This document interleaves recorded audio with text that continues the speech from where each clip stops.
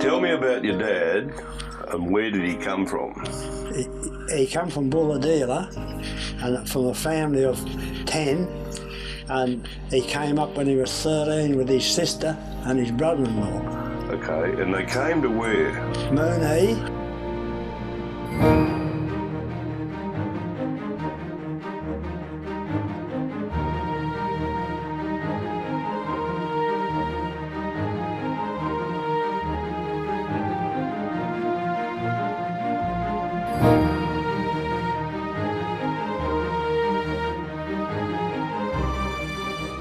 Where was the property and how big was it? The one we was rearing on? Yes. 252 acres on the old Bucker Road at Moonee. How far from the highway was it? Oh, about 1.5 kilometres, 2 kilometres. What was your grandfather's name? Thomas. Through the Depression, there were a lot of people living on the farm. How many people would you reckon was living there? I've counted them up, 53. That's children and all. Yep. And what did they do during the Depression on your farm? Well, they done nothing on our farm, but they were mostly sleeper cutters. And there was no money about during the Depression, and they used to cut sleepers. How did people eat? Well, they didn't eat real good. They ate the wallabies and they borrowed their dad's shotgun and had corn wallaby like we have corn meat. You couldn't keep fresh meat because there's no safe. Must have been a terrible time during the Depression. Yes. I've seen one family eating green bananas boiled for potatoes. How old were you when you started school? Oh, it could have been 6. Yep. I'm not sure. Yeah, and you already had a brother going to school? Yeah, Jake. Yeah, he's 2 years older than me. Okay, where did you go to school? Bucket Creek. And how far was that from the house? Oh, I'd say about 3 miles, it could be more. That's a long way for a little kid to walk. Oh yeah, through the bush, only a track through the bush we used to run along. Uphill? Yeah, up over the hill. Oh dear. From Moonee to Bucket Creek. Is that the school that's still there along Bucker Road? Yeah. When did you leave school? How old were you? I'll be about 12 or 12 and a half. Okay. And what sort of work did you do when you left school? Straight onto a chopping axe, cutting logs. So like everyone else you were cutting, Yeah. a sleeper cutter? No, not sleepers, only logs from my brother to snig. And that's what your brother did? Yeah, he drove a bullock team. He kept the family because our dad couldn't work. He had to cook his leg busted up. Oh, so the boys had to sort of bring the money in? Keep the family. Oh, Yeah, so... I said before I was 26, before I had a cent of my own. Only tobacco, I used to smoke a bit. I like tobacco. Well, 26 years old before you got your own money? Yeah. All the money would just go into the family? Into the family, and Jack was the boss, he had the checkbook. You went into Bailey Avenue, you bought a property there, and that's where Bailey Avenue ended up. Yes. So at one stage, you were living in the bush with Jack? Oh yes, we lived there all the time, really, after they come to Coffs. Right. When they come to live at Bailey Avenue, we lived in the bush. We had a few sheets of tin over the top and no sides on our hut. We had a bit of trouble with goannas, they used to pinch our tucker, but... So the goannas had come around in your bush hut? Oh yeah, yeah, nothing to stop them. Any dingoes? Or? Not many at that time, but a lot of kangaroos and wallabies and that sort of thing. And you had to make your own meals and... Oh yeah. Did everything yourself? We had to carry our water in a kerosene tin about half a mile, I suppose, out of a creek. They call it Moonee Creek these days. Oh yes. You, was it lonely in the bush? Oh no, not really.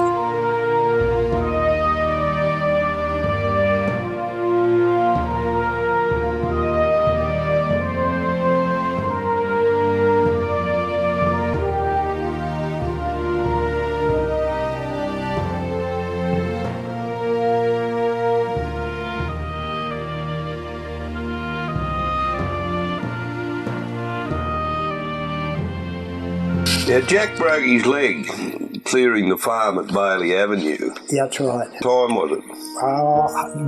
It was raining 6:30 in the morning when he broke it, and I and one of my other brothers loaded him on an old truck we had and took him to Dr. Yarrad. He was the doctor here, and he came out, looked like he just got out of bed. He said, "Don't you buggers ever sleep?" And he had a look at it. He threw his leg up over his shoulder and busted off his foot up here. And he said, "Well, I can't do nothing with him, take him to the hospital." And he was about 3 years before he'd done anything. Really? And he always had a bent leg. Now, there used to be a little case mill on Park Beach Road. Did you snig for them at one stage? Yeah, all the time. All the time? All the time it was there. You sneaked out of the bush and then you'd get them onto trucks and they'd bring them in? Yes, I was working at Bonneville at the time when he bought that mill. There must have been a lot of case mills about the place. Oh, they're everywhere. Everywhere. And you had a job, the banana growers, thousands and thousands of cases. They couldn't get enough cases to send their fruit away lots of times. So you got married, Joe. How old were you when you got married? 31, I think. And your wife, what's your wife's name? Ethel.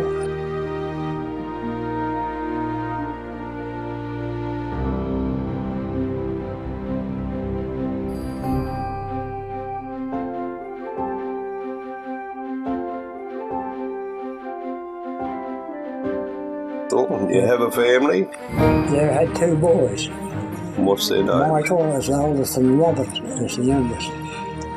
Well, over the years, were you still camping alone when you went back to the State Forest? No. You didn't? No, I lived at home in Marcia Street. And you'd go out on your horse, or? No, I had a little truck and I used to go out and I had a horse running in the paddocks out there with the bullocks, and I used to catch him and then muster the bullocks up, and I'd leave home 2:30 every morning.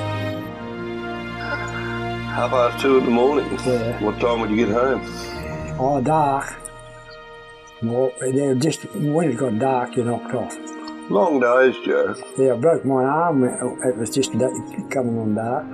Had my hand back up here. You must have had a few accidents in the bush. Oh, right, yes. Trees, branches, dead branches falling. Yeah. I spent 2 weeks in hospital with a limb fell on my head. Yeah. And I can't remember all the times. I've been in hospital a few times. Through accidents? Yeah, but always found my way home, come on my own. Worked alone all my life. How long did you drive bullocks for? If you were 73 when you stopped working, how old were you when you started driving bullocks? Well, I started messing around bullocks when I was a child, about 10, sneaking sleepers. But to drive big team of bullocks, I started when I was 19, to drive for the family team of bullocks. 53 years.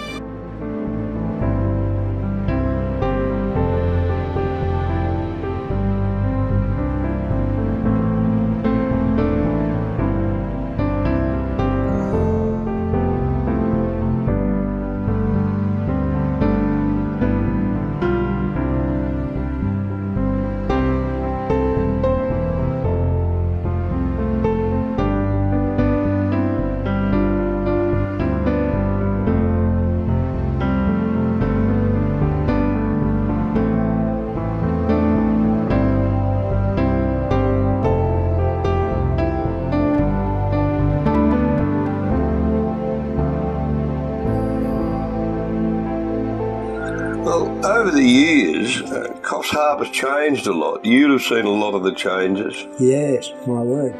A lot of changes. I can remember no cars. They used to tie the horse up to the post in the main street there, horse and sulky. Do you remember the Coffs Hotel being built? Oh, yeah. That was built in about 1936, I think. During the war, there was a time when an army truck hit that cenotaph. There's a light. There used to be a light there. It was like a concrete thing, wasn't it? And you used to have to go round that, didn't you? So, yeah, big. It was supposed to be about 3 or 4 foot across it, solid concrete, and had a light sticking out the top. And I was told an army truck hit it and there was men killed there.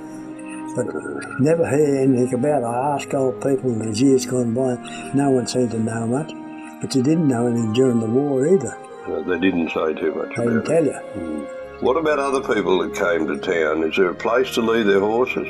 Was there stables? Oh yeah, it's the back of Cox's.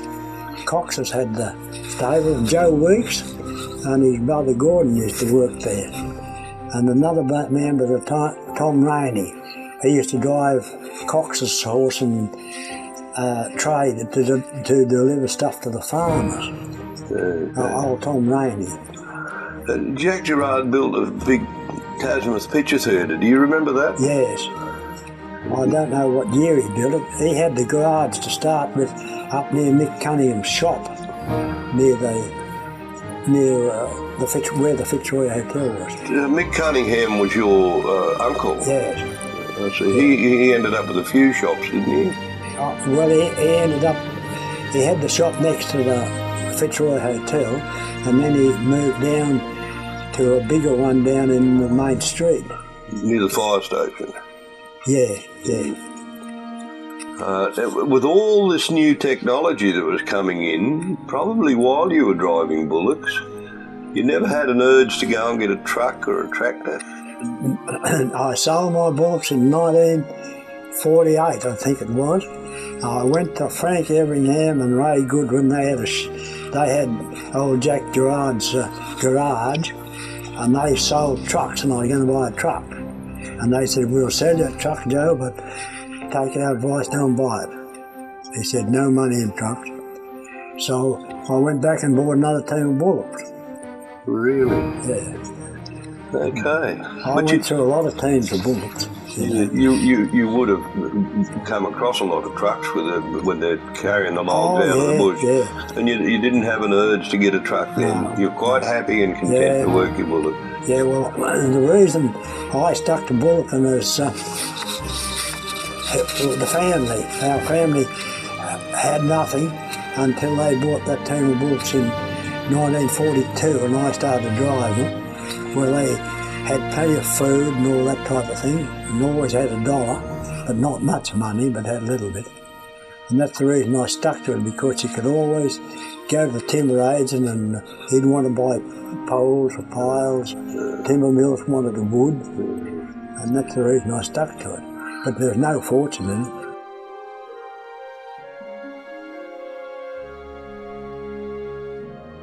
Now, you were asked to work for the forestry. When did they ask you? How old were you? You were going to work in the forestry with your bullocks? 28, something like that. Okay. I might have been after, because I was married when I was 30. So what did they want you to do? They had a lot of men cleaning out rubbish in the forest. They call them woodpeckers. And they came along after I had got all the good logs out that they wanted and chopped down rubbish. How long were you with the forestry? At that time I was there 3 years on that one job, but I was with the forestry off and on for years and years. Did you live by yourself in the bush then with your bullocks? Yes. With your bullocks and your dog? Yeah, that's right. And you just lived there? That's right. Did you like that? Oh, yes. Didn't mind it? No, it didn't worry me. At least I was getting a shilling. Yeah. Now, when you moved into Bailey Avenue area, you went into Marcia Street, didn't you? No, Marcia Street was only built years after they... All right. Actually, we made it with a blitz wagon we had. We had a sawmill there. Well, Dad had a bit of a sawmill there. Yes. And we had an army blitz wagon and four-wheel drive with chains on it, and it was all mud. And we made that Marcia Street with that. What about getting into your property? You just go up a track through the bush? Yeah, up the main ridge. Straight along, off the highway, straight up the main ridge. Through a property was Harry Sears. He used to grow a few tomatoes and that. And Alec, I just can't think of his name, Alec Polis. And they were side by side. They had two 25-acre blocks too. North towards the railway line, was that all bush? Oh, yeah, all bush, right to the railway. Yeah. Yeah, we sneak logs off all that. And south, it was Marcia Street after you fellas put it in. That's right there. And the rest of the area, west and everything, was just all bush. Most of it, but some of it was clear paddocks, you know, like been made into farms.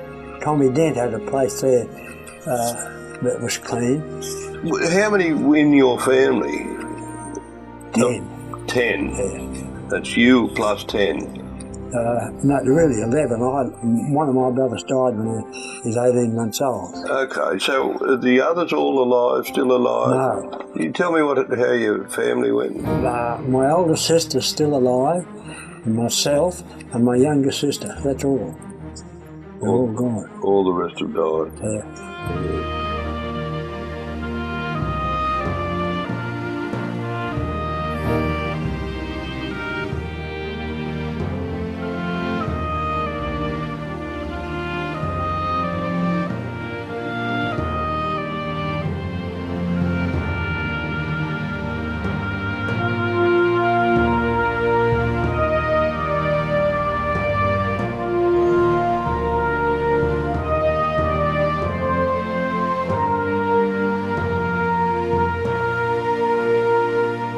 So when you snig logs for sawmills, did you keep check of all the logs that you snigged in? Yes.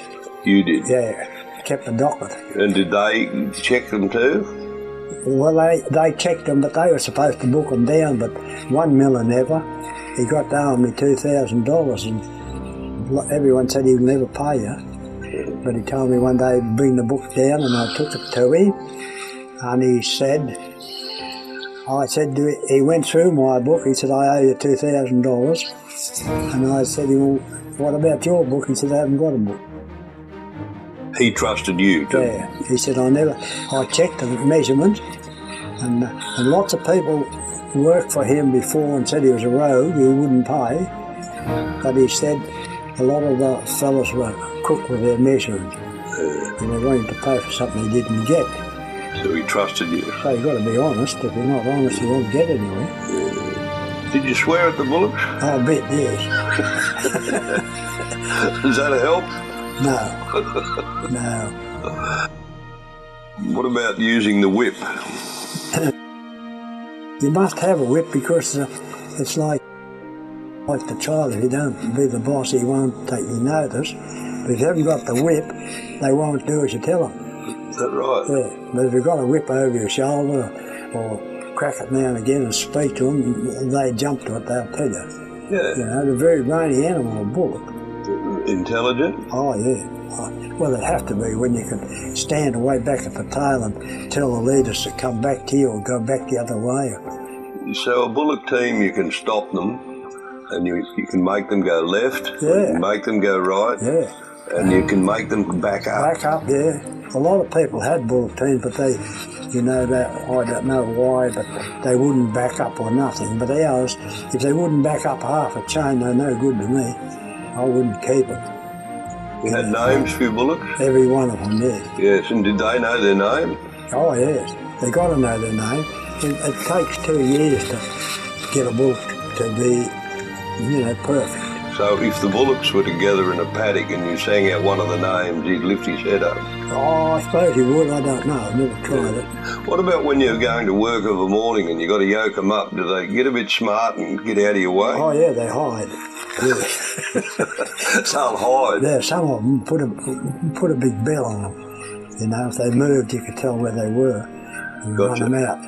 Oh, yeah, they'd plant on you. Yeah. Not all of them, but some would. Getting through the bush in tight places might have been a bit dicky.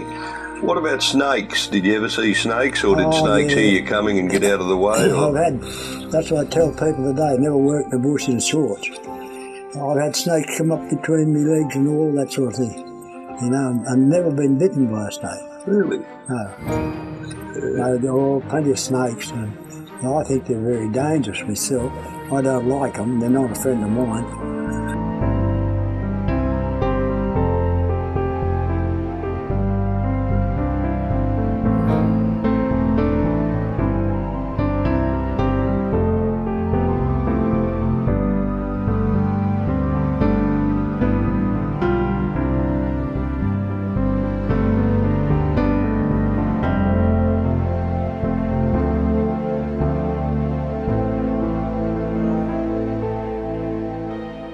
I suppose in the bush there's not that much undergrowth if it's old forest. Oh, some place there is. Is it? Yeah. What about holes? Do they ever get... They don't like it, going over holes. Oh. No, they'd go around it before they go over it, but you've got to make sure you're not putting them over holes too. Is it possible for the bullocks to go the wrong way around a stump and the other bullocks would be pulling against it? Oh, well, if there's a bend in the road or anything like that, if they're not a broke-in team of bullocks, they're likely to pull into the stumps and that type of thing. Yeah. But if they're a broke-in team of bullocks, come and talk to them and they'll put the power in, come off the stumps. If the log dug into the ground, you sort of change direction and pull the log. Yeah, change the chain. Put the chain underneath the log at times work, or you have to swing them off. But unhook a couple of bullocks and swing it off. But a proper broken team of bullocks wouldn't move off the mark. They'll stand there. You could take 6 off the back and move the thing out, and then go back and they'd be still there. But a lot of them, not like that, they'd run away. What about coming down steep hills? Yes. The chain sort of just put the slows chain, big heavy chain around the centre of the log. Right, and you've got to drag it through the mud too, and coming down a hill. Yeah, it stops the log from shooting on the bullock. When you're working the bush at night, the bullocks...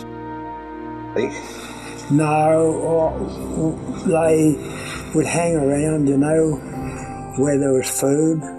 They're mostly pretty hungry and they wouldn't walk away much. Right, so they'll all hang around together. Yeah. Could they eat in the bush, or did you have to take... No, I never ever fed bullocks. Only I gave them cob corn at times to keep them strong, or when corn was cheap. Yeah. But I only worked off the grass, make sure that they were getting a bit of grass. Okay, now you've been in a big parade, that special parade for 100 years at Coffs Harbour. They got you to go in that. Yes. How did the bullocks react with the crowd round it? Well, they didn't seem to take much notice. You know, I suppose they're a bit, might have been worked down a bit too because I used to work them hard. Yeah. But I didn't want the job, but I got it. Oh, it made the parade, I thought. They had another man coming, but when they seen his team of bullocks, they said they didn't want them. They weren't broke in properly, you know. Might run over someone. Well, that could have been a problem in the... Yeah, with our general surveyor, I can't think of the man's name, that got me to do it. Did bullocks ever break their legs or anything? Slip over and... Oh, yeah, there've been a few hurt, yeah. They're very simple to break a bullock's neck. Yeah. You know, if it's not pulling, a bullock that pulls up, it won't break his neck, but if he's not pulling and he bumps his head against a stump or something, it could break his neck. So, you had 2 boys, you said? Yes. You taught them to drive the bullocks? Yeah, they can drive bullocks, yeah, both of them. Okay, so these bullocks, you've still got bullocks on your farm? Yeah, their grandsons have got it. So now the grandsons hook them up? Yeah, they got 6 out there, but they don't have much time either. They're working all the time, but they've got 6 nice bullocks there.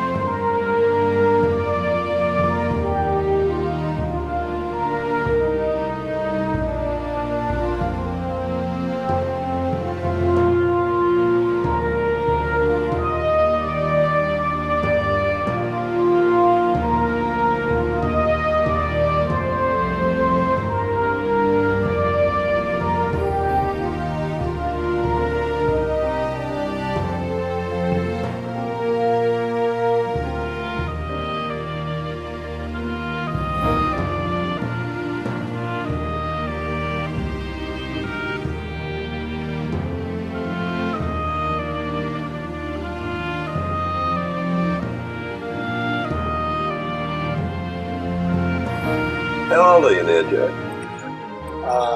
89. 89.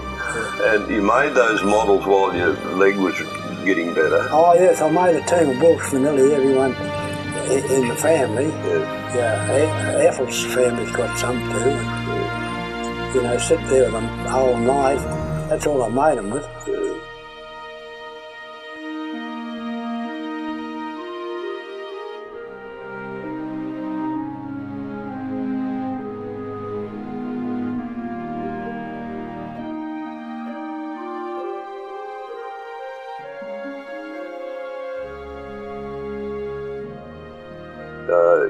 You used to use those? Oh yeah. When you run in the winter months, you run the bullocks in the bush. You know, the thousands of acres. You put a bell on and you could tell where they were. They mostly stuck together, the whole bullock team.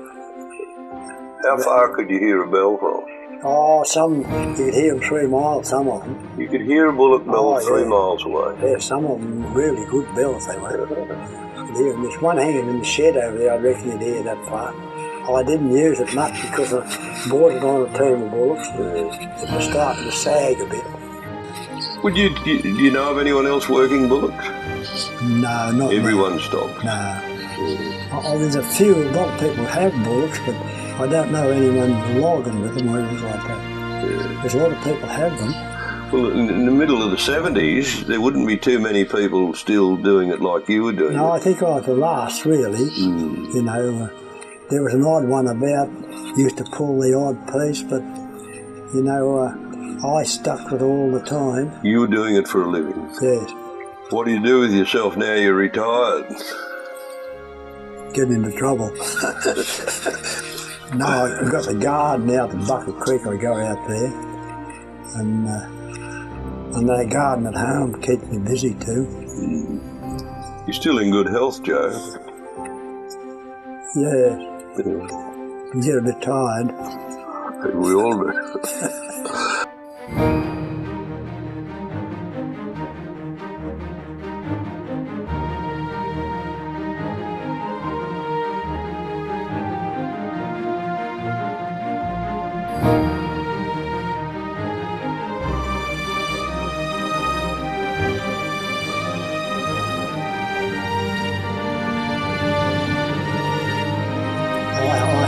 Really, because I had a very bad knee, and I had to have a part put in it, and Dr. Chan put it in for me.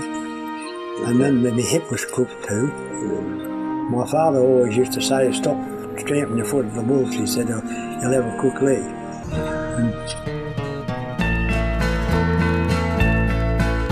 Last night I got thinking of the places I've been, of the things I have done and the country I've seen.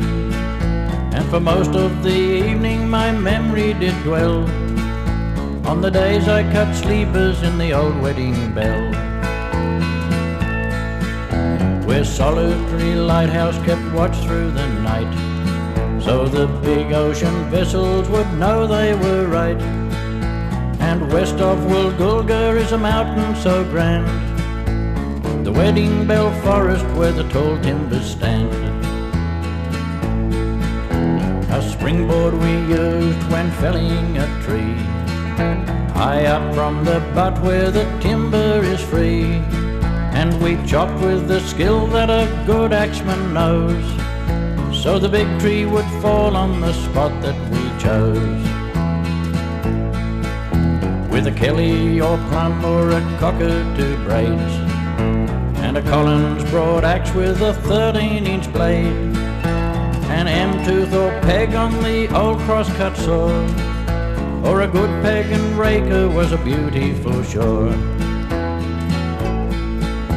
With a good kit of wedges done up and drawn out, to enter and draw and seldom jump out, a 14-pound hammer that curled round the edge, tempered just right so it won't burr a wedge. With cross-cutting wedges and wallaby jack, we'd take out the headlog and work the tree back, bust out the billets with wedges and maul, then on to the skids where we'd chalk line and spoil.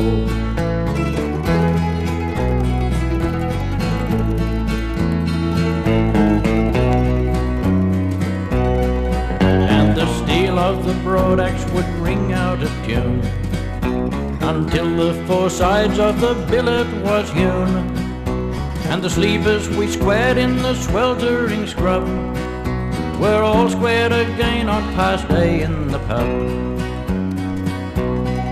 There we'd brag of our bushcraft and how we could see signs that denoted a free-splitting tree.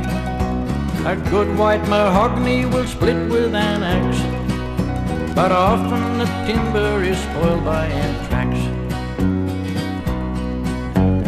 Ironbark splits with a crack and a jerk, and wavy grain blackbutt is a pleasure to work. But all you old cutters I'm sure would agree, sometime in your life had to groove the whole tree. There's grub holes in grey gum that ruin the wood, and apart from the fungus I like tallow wood. But could I go back cutting sleepers again, I would look for the blackbutt with the nice wavy grain. I wonder tonight where the old cutters are, reminiscing I suppose in some hotel bar. For modern machinery has killed in its stride the glamour, the glory, the challenge and pride. I still smell the scent of a newly split log, in spite of this city's pollution and smog. In the home for the aged I have nothing, it seems, but comfort and care and those wonderful dreams. Last night I got thinking of the places I've been, of the things I have done and the country I've seen. And for most of the evening my memory did dwell on the days I cut sleepers in the old wedding bell.